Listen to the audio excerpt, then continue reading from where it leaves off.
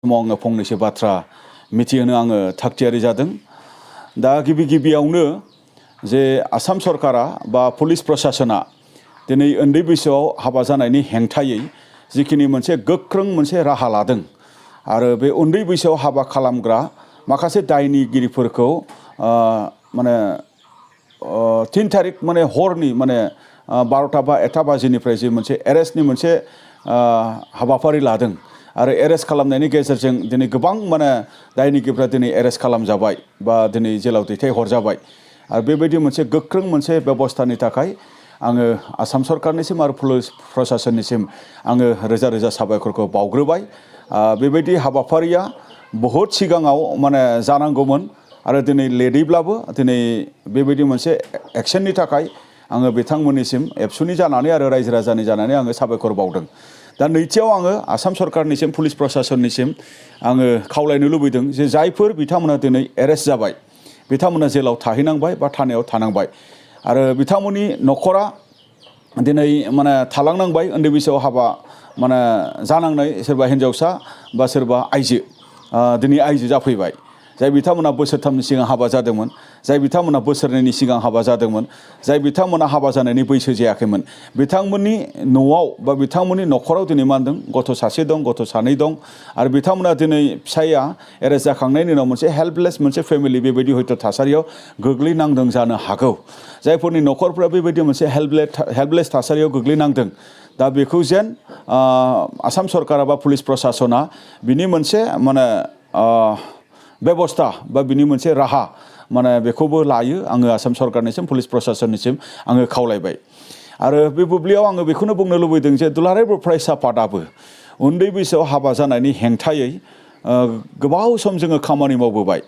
दुलाराय बर' फरायसा आफादा 2007 मायथाइखौ गुन गोनां सोलोंथाइनि मावथांखि हिसाबै फोसावखांनायनि उनाव गुन गोनां सोलोंथाइखौ जोंनि फरायसाफोरनो बोरै मोनहोनो हायो, गुन गोनां सोलोंथाइखौ मोनहोनांगौनि थाखाय बिमा बिफाया माबायदि दायित्व दं, समाजा माबायदि दायित्व दं, फोरोंगिरि मानगोनां बिथांमोना माबायदि दायित्व दं, सरकारहा माबायदि दायित्व दं, बे बिथिंखौ लानानै जेब्ला मेसिभ जोङो साइकेल रेलि खालामो, मेसिभ जोङो स्कुलाव गामियाव एवारनेस प्रग्राम खालामो, बैफोर हाबाफारिफोराव उन्दै बैसोआव हाबा जानाया जोंनि गुन गोनां सोलोंथाइ मोननायनि मोनसे जेंना, मोननायनि हेंथानि मोनसे जेंना आरो मा होनदों न'खर दावगानायनि बियो मोनसे हेंथा, रांखान्थि जौगानायनि बियो मोनसे हेंथा। दा बेखायनो जोंनि लाइमोनफोरा जों दुलाराय बर' फरायसा आफादा 2007 मायथाइखौ गुन गोनां सोलोंथाइनि मावथांखि हिसाबै फोसावखांनायनि उनाव गुन गोनां सोलोंथाइखौ जोंनि फरायसाफोरनो बोरै मोनहोनो हायो, गुन गोनां सोलोंथाइखौ मोनहोनांगौनि थाखाय बिमा बिफाया माबायदि दायित्व दं, समाजा माबायदि दायित्व दं, फोरोंगिरि मानगोनां बिथांमोना माबायदि दायित्व दं, सरकारहा माबायदि दायित्व दं, बे बिथिंखौ लानानै जेब्ला मेसिभ जोङो साइकेल रेलि खालामो, मेसिभ जोङो स्कुलाव गामियाव एवारनेस प्रग्राम खालामो, बैफोर हाबाफारिफोराव उन्दै बैसोआव हाबा जानाया जोंनि गुन गोनां सोलोंथाइ मोननायनि मोनसे जेंना, मोननायनि हेंथानि मोनसे जेंना आरो मा होनदों न'खर दावगानायनि बियो मोनसे हेंथा, रांखान्थि जौगानायनि बियो मोनसे हेंथा। दा बेखायनो जोंनि लाइमोनफोरा जोंनि जिथु इयुन, जोंनि लाइमोनफोरा जिथु जोंनि भबिष्यत, बेनि थाखाय उन्दै बैसोआव हाबा जानाया बन्द जानांगौ होननानै जोङो बै समनिफ्रायनो मोनसे मिशन, मोनसे मदआव जोङो खामानि मावबोबाय थानाय जादों। बेनि थाखाय आलादा मिशन जोङो फोसावाखैब्लाबो जोंनि मिशन क्वालिटि इडुकेसननि मोनसे मिशन जेननि गेजेरजोंनो बा जोंनि बड'फा मिशन फर सास्टेनेबल चेन्जनि हाबाफारिनि गेजेरजोंनो बा गुबुन गुबुन समाजनि हाबाफारिनि गेजेरजों जोङो बैफोरबायदि बाथ्राफोरखौ जोङो सांग्रांथि होनो थाखाय जोङो नाजाबोदों। दा बेखौ जोङो मिथिनांगोन जे दिनै माने बबे बैसोसिमाव सासे हिन्जावसाया हाबा जानो मोनो आरो बबे बैसोसिमाव सासे हौवासाया हाबा जानो मोनो, बिनि थाखाय आयेना जोंनो खानानै होखानाय बैसो दङ। सासे हौवासाहा 21 बोसोरनि गाहायाव माब्लाबाबो हाबा जानो मोना। जुदि हाबा जायोब्ला आयेननि नोजोराव बियो माने गोरोन्थि दायनिगिरि, बिनि थाखाय बियो माने खाजानो हायो पुलिसजों। आरो बेबायदिनो सासे हिन्जावसाया 18 बोसोर बैसोनि गाहायाव हाबा जायोब्ला बियो माने अपराध जायो। आयेना बेखौ माने गनाया, हाबा जानायनि बियो मोनसे बैसो नङा बिदि होननानै जोङो माने मिथिगौ। दा बिनि गेजेरावबाबो बेबायदि माखासे उन्दै बैसोआव हाबा जानाय बा उन्दै बैसोआव माने थगायजानायनि गेजेरजों, लांखार जानायनि गेजेरजों, बुरखाय जानायनि गेजेरजों बा सांग्रांथि नङैनि गेजेरजों गोबां थासारियाव बेबायदि हाबा जानांनाय थासारिखौ जोङो नुबोदों आरो जोङो नुबावदों, मिथिबावगौ जे माने 14 बोसोर बैसोनि सिङाव जायफोर माने हिन्जावसा बा हौवासा गथ'आ माने हाबा जानो गोनां जायो बा हाबा खालामग्रा मानसिया पक्स' आयेननि माने गेजेरजों बियो एरेस्ट जानो गोनां जायो बा पक्स' आयेन बा जोंनि उन्दैसा गथ'फोरखौ प्रटेक्सन खालामनायनि थाखाय जिखिनि आयेन बेनि गेजेरजों माने दायनिगिरि हिसाबै माने दिनै हमजानो गोनां जायो दा नैबे बाथ्राफोरखौ जोङो दिनै मिथियो दा मिथिसेयावबो गोबां माने मिथिनाय मानसिफोराबो जोंनि उन्दैसा माने गथ'साफोरखौ हाबा खालामो बा हाबा खालामनायाव एनकारेज खालामो बा मिथिखासेयावबो जोंनि 14 बोसोर बैसो सिंनि हौवा हिन्जावसा गथ'फोरा हाबा खालाम माने जानो गोनां जायो जाउनाव न'खरा माने बायग्लियो जाउनाव माने देहाया दुरबल जायो जाउनाव माने मा होनदों बेमार आजार जानो गोनां जायो जाउनाव माने एवारनेसखौ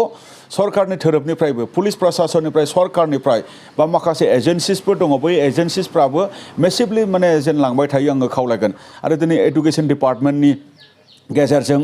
माने जोंनि सोरांबानो माने थाखो माने बाव जोङो 8:30 9:00निफ्राय जोंनि फरायसाफोरखौ लोगो मोनो जोंनि मानव गेदेर फोरोंगिरि बिथांमोना आं बिथांमोनखौबो आङो खावलायगोन जे दा दिनै मोनसे स्ट्रिक्ट मोनसे एक्शन बेबस्था लादों आयेना जिहेतु दंखायो बेखौ जोंनि लाइमोनफोरखौ माने बोरै सांग्रां खालामनो हायो आङो फोरोंगुरु सारमोनखौबो मेडाममोनखौबो आङो खावलायगोन जे थाखो खथायाव फोरोंनायनि गेजेरजों बेखौबो जोङो लांफाथारनांसिगोन आङो गुरै खावलायदों आरो बे बुब्लियाव धोरोमगुरु बिथांमोनखौबो आङो खावलायगोन बा दिनै हाबाया जायो होनोबा गावबा गाव धोरोमनि मोनसे खान्थिजों जायो बै खान्थिजों जायफोर हाबा होयो बै माने हाबा होग्रा जोंनि दैदेनगिरि बिथांमोना जायफोर हाबा होग्रा बिथांमोना जेन उन्दै बैसोआव हाबा जानो नागिरग्रा बिथांमोनखौ माब्लाबाबो जेन हाबा होआ आरो दिनै मा होनदों खारखुमानानै मन्दिराव हाबा जाहैयो खारखुमानानै मालाबा कर्टआव हाबा जाहैयो लोगोआनो लोगोनि बिफा जानानै हाबा होयो हिन्जावसानि लोगोआनो हिन्जावसानि बिमा जानानै हाबा होनाय बेफोरबायदि थासारि जायो आरो माखासे फेक सार्टिफिकेट बा फेक माने एजनि प्रुफ मोनसे श' खालामनायनि गेजेरजों माने हाबा लानो नागिरनाय थासारिफोरा जायो बेनि थाखाय सरकारहा बै माखासे इन्सटिटिउसनफोरखौ रेजिस्टार्ड माखासे इन्सटिटिउसनफोरखौ मोनसे माने इन्सट्राक्सन माने फ्रेश इन्सट्राक्सन हरनायनि मोनसे गोनांथिखौ जोङो नुदों आं बेखिनि बाथ्राखौनो बुंबाय आङो गोबां बाथ्रा बे समाव बुंनो लुबैयाखै बियो बयनिबो मावनो गोनां खामानि आरो बियो जों दुलाराय बर' फरायसा आफादा मावनो गोनां खामानिखायनो जोङो बेखौ जोङो इयुनाव जोङो लांबाय थागोन आङो बेखिनि बाथ्राखौ बुंबाय बेफोर जेंनानिफ्राय बारग'नांगौनि थाखाय जोङो गिबियाव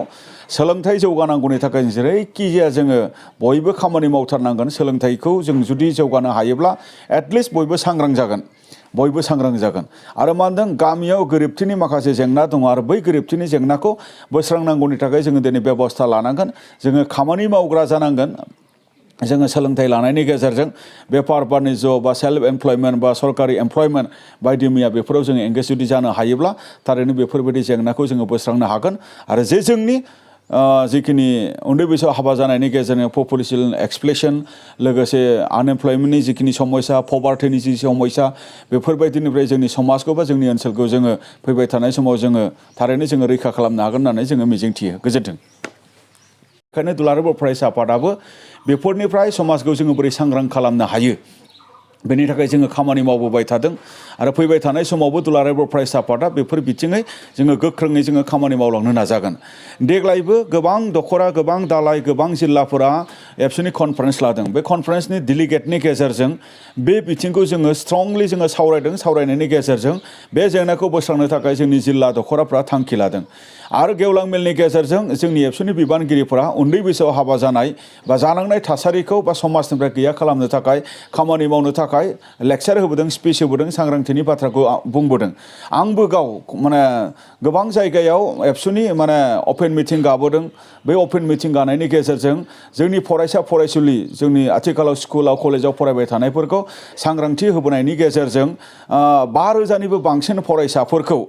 उन्दै बैसोआव आं हाबा जाया होननानै जोंनि फरायसाफोरखौ माने समायखिरा लाहोबोदों आं देग्लाय लाहोबोनाय जादों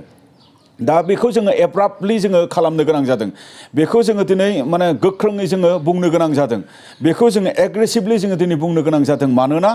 बे जेंनाया बारानिफ्राय बारा जाबाय थादों आरो बे जेंनाया बारानिफ्राय बारा जाबाय थानायनि थाखायनो हयथ' दिनै मोनसे बाध्यथायाव गोग्लैदों आसाम सरकाराबो बाध्यथायाव गोग्लैदों पुलिस प्रशासनाबो बेनि थाखायनो मोनसे एरेस्ट बेबायदि मोनसे थासारिनि गेजेरजोंब्लाबो दायनिगिरिफोरखौ एरेस्ट खालामनो गोनां जादों दा बेखायनो आङो दिनै खावलायनो लुबैदों बेफोरबायदि जेंनाखौ बोस्रांनांगौनि थाखाय जोंनि समाजा गिबियाव सांग्रां जानांगोन जोंनि धोरोमगुरु बिथांमोनाबो सांग्रां जानांगोन जोंनि हाबा होग्रा एजेन्सि इन्स्टिटिउसन बिथांमोनाबो सांग्रां जानांगोन जोंनि बिमा बिफाफोराबो सांग्रां जानांगोन आरो जोंनि दैदेनगिरि बिथांमोनाबो सांग्रां जानांगोन आरो पुलिस प्रशासन बा सरकार बा सिस्टेम बिथांमोनाबो गावनि मावनो गोनां खामानिखौ माने टाइमाव जेरैबायदि मावनांगौ बेखौ मावथारनांगोन नङाब्ला जों जायखौ लानानै इयुन दानो नागिरदों जायखौ लानानै भारत दानो नागिरदों जायखौ लानानै आसाम दानो नागिरदों जाय लाइमोनफोरखौ लानानै जोङो बर'खौ गेरेमसा हारि दानो नागिरदों जों मोनफुंनाय नङा उन्दै बैसोआव हाबा जायोब्ला गिबियावनो बिनि फरायनाया द्रप जायो उन्दै बैसोआव हाबा जानाय लोगो लोगो माने मा होनदों बिनि देहाया जेंना जागोन आरो बियो साख्रि बाख्रि बेफार बानिज्य बायदि मैया उदायि जागोन आरो बेबायदिनो मोनसे गोरिब जेंना बा मा होनदों दिनै बेकार जेंना रांखान्थिनि जेंना बेफोरो माने ओनसोलाव हादराव रायजोआव बे नुजानायनि चान्सआ बहुद माने खाथि दा बेखायनो बेफोरखौ जोङो फैबाय थानाय समाव जोङो खामानि मावनांगोन आरो बेफोर जेंनाखौ बोस्रांनांगौनि थाखाय एवारनेसनि मुखुब एवारनेसखौ जों दुलाराय बर' फरायसा आफादाबो जों लांबाय थागोन आरो बे